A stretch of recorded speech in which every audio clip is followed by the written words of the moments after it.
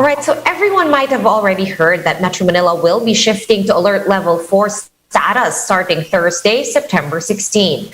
We have Interior Secretary Eduardo Año on the line to tell us more about how this will unfold.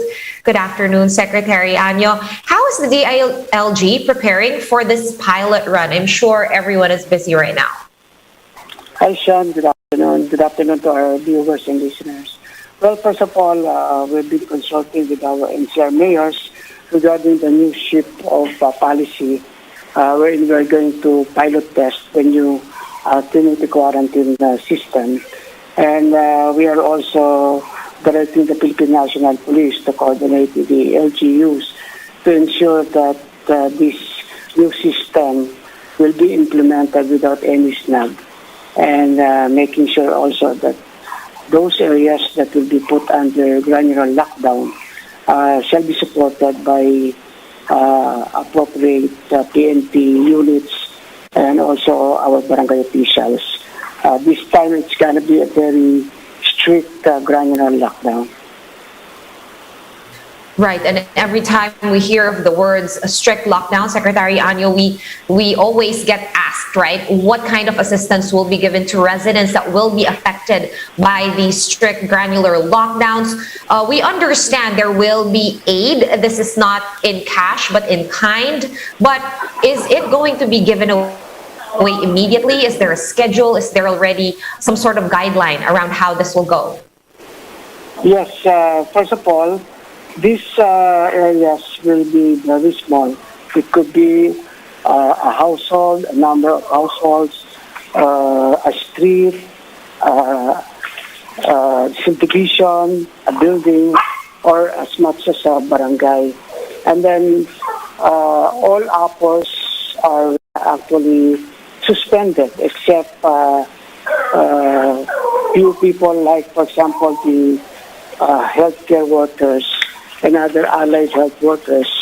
They will be allowed to go out and get in. But we are actually requesting the hospitals to provide accommodation to these healthcare workers, or the LGUs may even provide dormitory so we can prevent the moving in and out of people in the lockdown area. Secondly, those OFWs who have tickets and they are going out of the country, so they'll be allowed to leave. Those OFWs who came in and underwent the required quarantine period by the BOQ will be allowed also to come in. Those residing in the area who were stranded before the declaration of the lockdown will be allowed to come in also, but they will no longer be allowed to get out.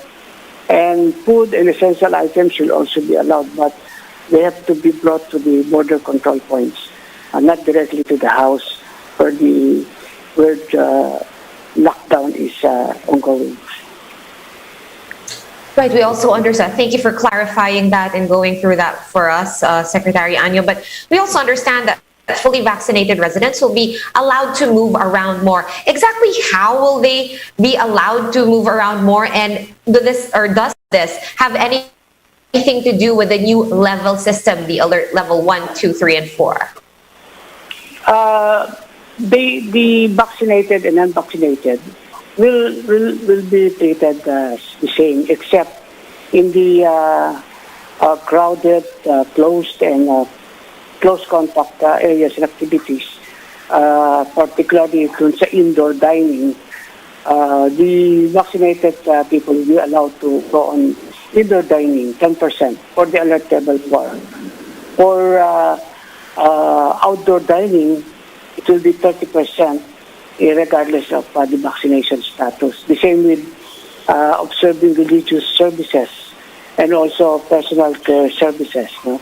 So 10% will be allowed to operate and to cater to vaccinated people, provided also that the crew, the staff are also fully vaccinated. For those unvaccinated, they can be accorded on outdoor areas, no, together with the religious and the personal care services. Right. So just to drill down a bit more closely on the religious issues, sir, can you clarify the rules for religious gatherings under Alert Level 4? For Alert Level 4, there are what you call the negative list. These areas are not allowed under Alert Level 4. The Alert Level 4 is almost similar to GCQ with higher restrictions.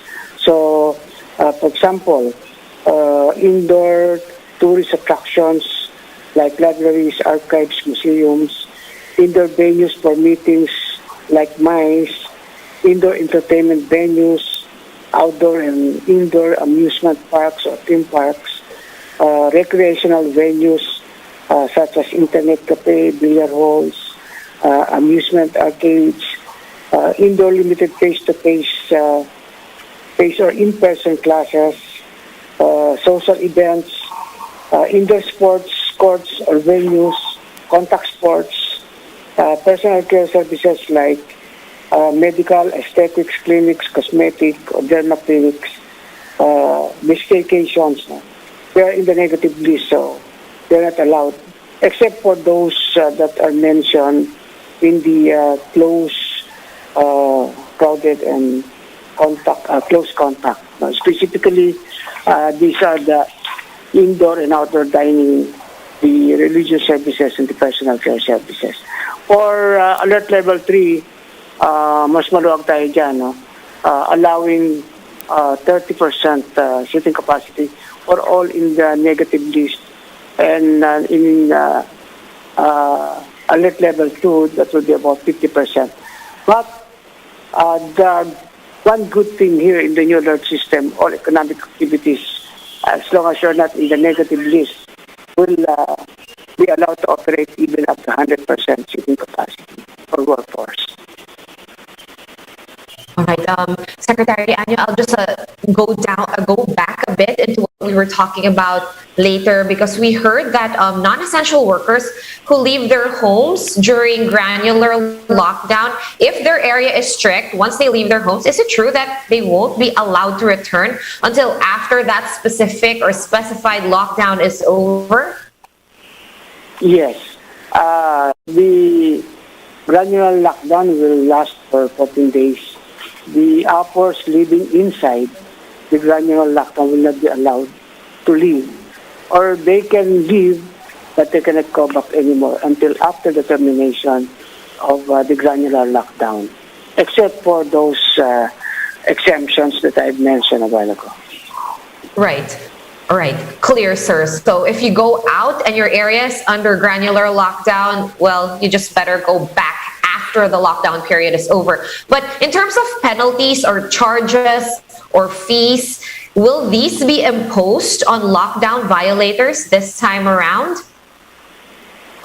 We will apply the same existing ordinances, laws, and health protocols and omnibus guidelines. And of course, with this new kind of community quarantine protocols, we are encouraging our LGUs to come up with appropriate resolutions and ordinances that would support the new community quarantine system. All right, thank you, sir. Now, just one quick question on another topic. Secretary Año, do you agree with President Duterte's order that is actually requiring cabinet members to seek clearance before attending any hearings in Senate or Congress?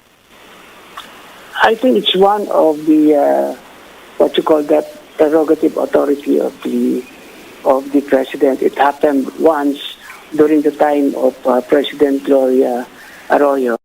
So the instruction of the president is, if you are attending any Senate or congressional hearing, at least you have to ask permission you have to ask permission from the president and provide him some background why you are being called into or summoned into a Senate or congressional hearing. But this is prerogative, and I think it's inherent within his power. All right. Thank you so much for answering all our queries today and for sharing your time with us. That was the voice of DILG Secretary Eduardo Año on the line. Thank you so much, Sec. Thank you, Sean, and good afternoon to all of you. Thank you.